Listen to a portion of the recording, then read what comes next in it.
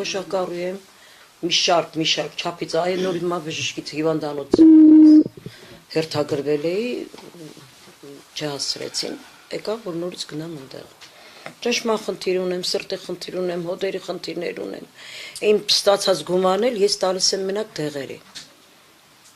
Ու ասում, այս պայմաններում ապրելը երևի իրանք շներին չեն թողա տեղ ապրեն։ Բայց մենք ապրում ենք։ Ու այսօր պայքարում ենք, գոնե այդ մի կտորը մենք ունենանք, միջև տեսնենք ինչ ենք անելու, ինչ է գալիս գլխներիս։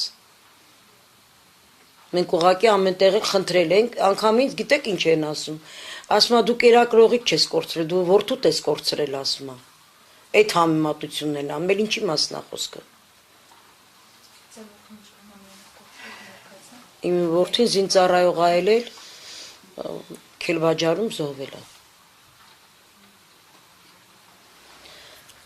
Այնպես որ շատ ցավալի է, որ այսօր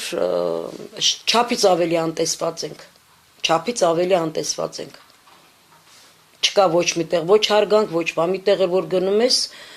դիմում է չեն վերցնում, ուղղակի բանավոր, որ հետո մենք չասենք, տես մենք դիմել ենք, մեզ պատասխան չեք տվել։ Բանավոր խոսում են, ասում են լավ, գնացեք, մենք ձեզ կզանգենք։